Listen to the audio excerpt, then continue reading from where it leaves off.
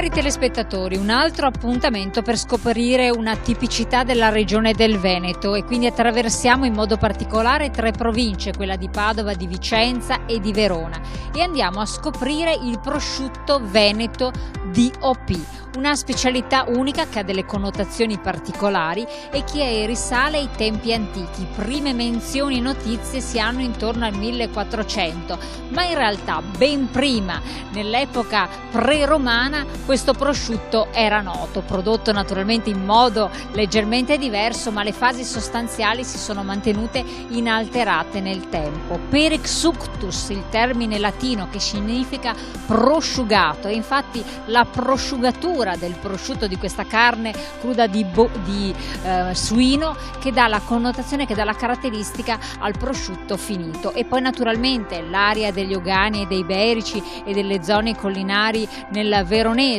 insomma un insieme di fattori, oltre alla perizia tramandata di generazione in generazione, ne fanno un prodotto, una DOP, un riconoscimento avvenuto dall'Europa e un consorzio che si è costituito nel lontano 1971.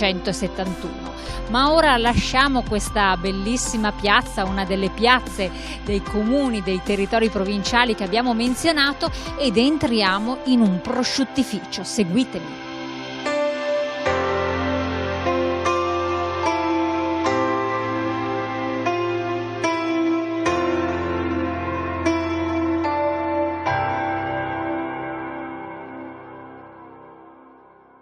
E allora adesso siamo entrati in una cantina di stagionatura. Qui incontriamo il vicepresidente del consorzio, Vittorio Daniolo, che ci racconterà le caratteristiche di questo prosciutto veneto con il riconoscimento di una DOP.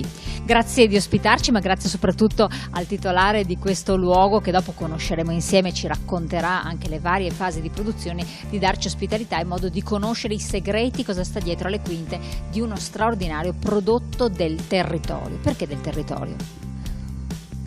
Prima cosa del territorio, perché il prosciutto veneto è nato a Montagnana e poi si è propagato nei vari comuni qui intorno.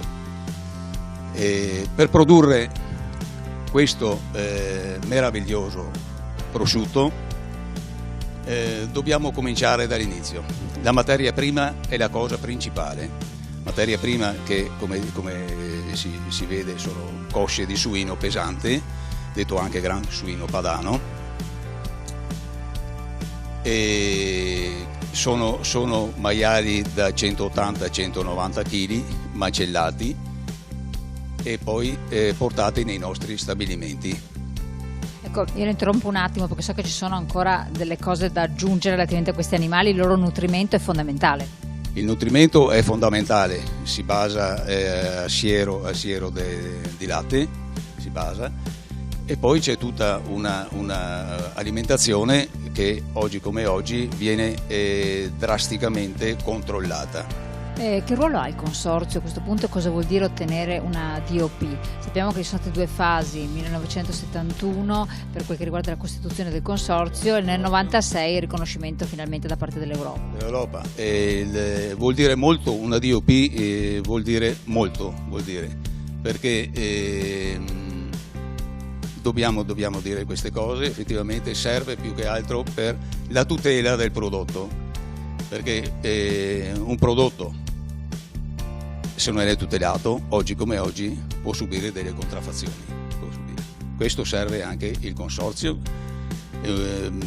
per pubblicizzarlo meglio, per darsi un aiuto fra vari produttori.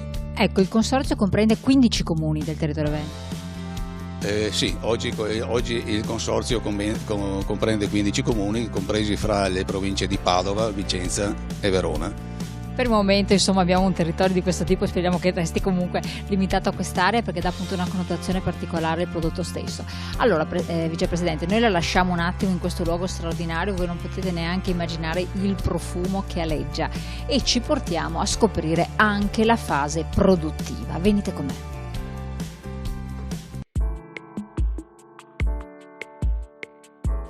Non potete immaginare quanti sono le cantine di stagionatura all'interno di un prosciuttificio, file e file, migliaia di prodotti che si stanno stagionando. Qui siamo a una temperatura di 18 gradi circa, ma naturalmente le fasi sono diverse. Noi per ripercorrere le incontriamo Attilio Fontana, produttore, noto prosciuttificio sempre del Montagnanese e consigliere del consorzio. Grazie di ospitarci.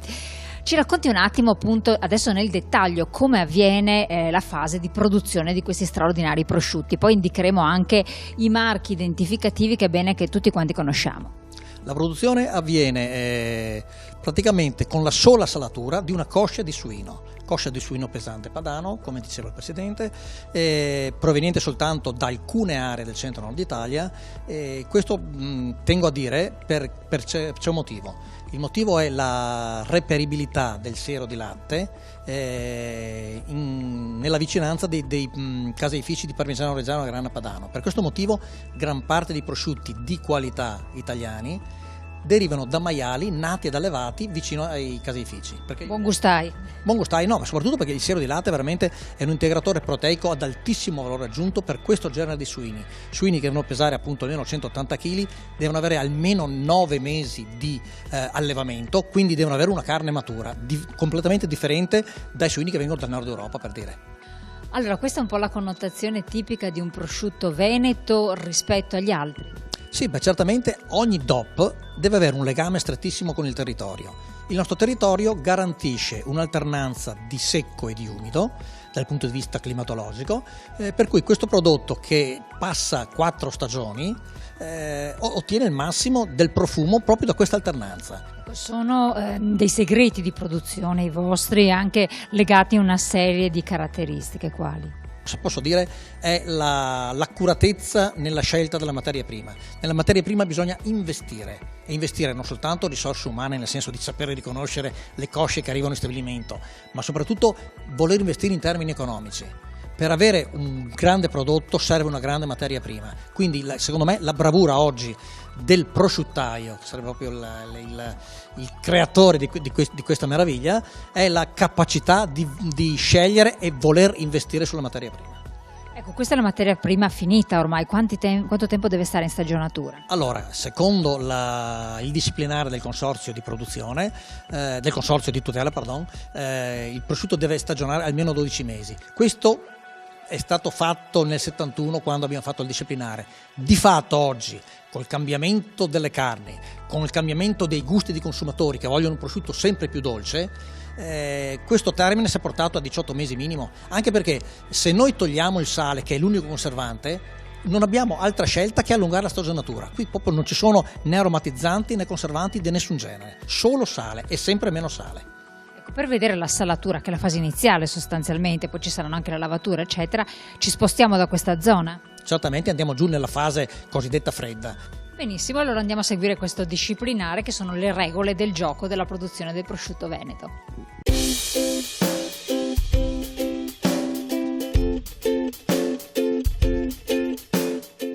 Allora, un'altra sala, come dicevamo, molto fredda, circondati da prosciutti ricoperti di sale, ovvero?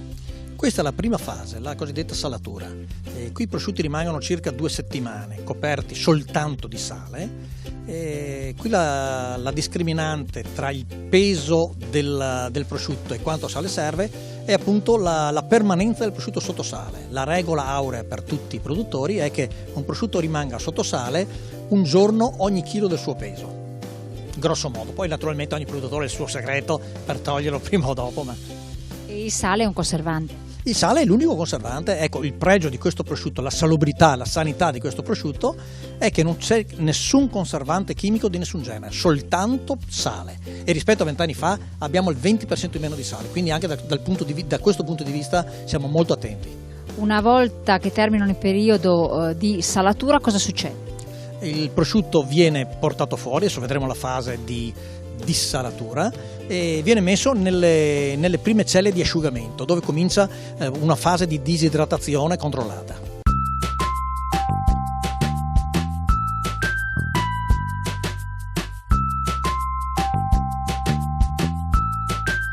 Allora, siamo in un momento molto particolare. Cosa abbiamo visto? La dissalatura, ovvero?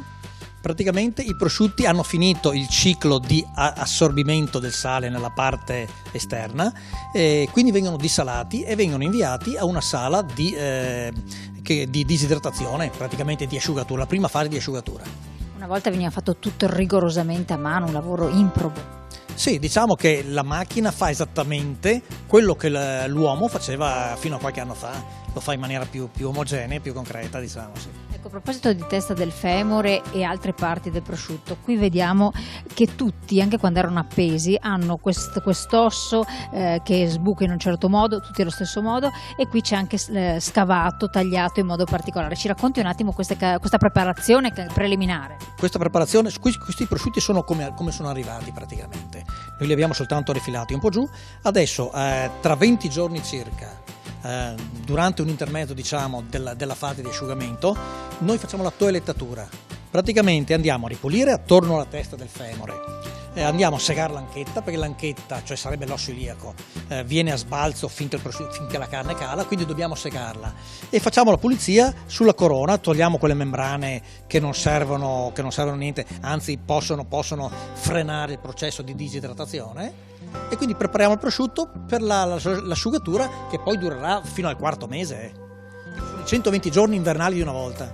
Quindi rispettati rigorosamente. Abbiamo rigorosamente quello che è proprio il ciclo della stagione. Una volta si faceva senza l'ausilio di frigoriferi, adesso rispetto a 100 anni fa l'unica differenza è che creiamo l'inverno artificiale tutto il tempo dell'anno, per il resto è tutto uguale. A questo proposito andiamo anche sul dettaglio, e qui vediamo diversi timbri, hanno una valenza pazzesca, soprattutto quando vengono apposti. Questo qua per esempio e questo viola, insomma, ci racconti un attimo. Allora, qui c'è il timbro del macello, ma non il timbro veterinario, bensì il timbro di appartenenza alla filiera. Cioè soltanto i macelli che hanno questo timbro identificativo sono messi nell'ambito della filiera della produzione DOP. Poi abbiamo questo fatto col timbro, è il nostro lotto aziendale. Questo è il lotto dell'allevamento, e quello è il lotto invece l'identificativo delle carcasse suine, dello spessore del grasso delle carcasse suine. Poi invece quello più importante, se ci spostiamo leggermente, è quel tatuaggio che si vede su quel prosciutto là. Quella è la carta d'identità di ciascun prosciutto, praticamente un tatuaggio apposto al suino entro un mese dalla nascita, e con quel tatuaggio noi sappiamo in che provincia è nato, in che mese è nato e da che allevatore è nato. Quindi a fine stagionatura noi da un tatuaggio del genere risaliamo a tutta la storia del prosciutto.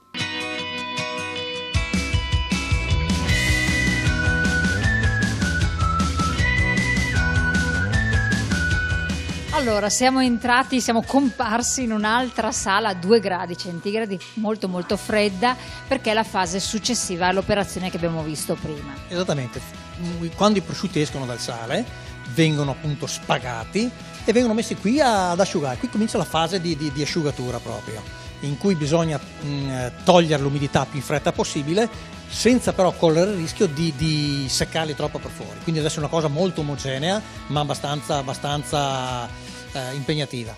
Rimangono circa 20 giorni qui, poi viene fatta la toelettatura, cioè quello che si diceva del togliere, segare l'anchetta e togliere la parte carne attorno alla testa del femore.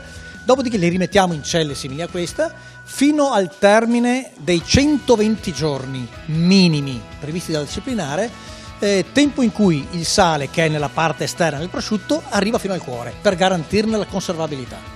Poi vengono lavati? Poi vengono lavati con acqua calda a 40 gradi, gli si provoca praticamente uno shock termico che serve per innescare il meccanismo di asciugamento naturale. Praticamente il processo enzimatico deve cominciare a fare il suo effetto e cominciare a conferire i profumi al prosciutto. Quando è che viene messo il sigillo, quindi anche questo grasso? Quando? Allora, lo stucco, questo impasto di farina di riso e grasso di maiale, è un protettivo per la parte scoperta. Quindi praticamente una volta lavati vengono asciugati per circa un mese, e quindi verso il 5-6 mese la parte scoperta viene ricoperta di questo impasto, che serve a mantenerne integra la morbidezza per l'ulteriore anno di stagionatura in cui viene portato nelle cantine. Allora, di fase in fase, dove siamo arrivati adesso? Qui siamo alla fase veramente finale, la fase prima della vendita. È una fase optional, nel senso che alcuni clienti richiedono il prodotto disossato. Alcuni lo prendono con osso, alcuni lo prendono disossato, sempre di più, perché è un servizio che si dà alla clientela. Praticamente il prosciutto a stagionatura ultimata viene disossato, quindi viene tolto il femore e il perone, e viene ricucito e viene confezionato sottovuoto. Ecco, ci dia anche dei consigli per il consumo di questo prodotto, perché è veramente estremamente versatile ma molto delicato e anche dolce. Allora, a parer mio il prosciutto va mangiato da solo, senza, con un pane assolutamente neutro, senza aromi, perché si deve gustare proprio il profumo, l'aroma del prosciutto. Se cominciamo ad abbinarlo la cosa peggiore, penso ai sottaceti che vanno a interagire in maniera negativa sul prosciutto, allora si perde tutto. Il prosciutto deve essere mangiato da solo. Con grasso o senza grasso? No, il grasso ci vuole assolutamente. Tant'è che il disciplinare prevede un minimo di grasso, non il massimo. È il grasso che dà il profumo, è il grasso che dà la morbidezza, è il grasso che dà proprio questa dolcezza in bocca. Ecco, allora in questi termini, a queste condizioni, naturalmente provate anche voi a degustare questo straordinario prodotto, ricchezza e patrimonio della regione del Veneto, che coinvolge 3 territori provinciali e anche dei produttori che sono dei maestri, degli artigiani esperti del settore. Quindi un'altra arte, un altro territorio, un altro prodotto che dà delle connotazioni uniche nel suo genere.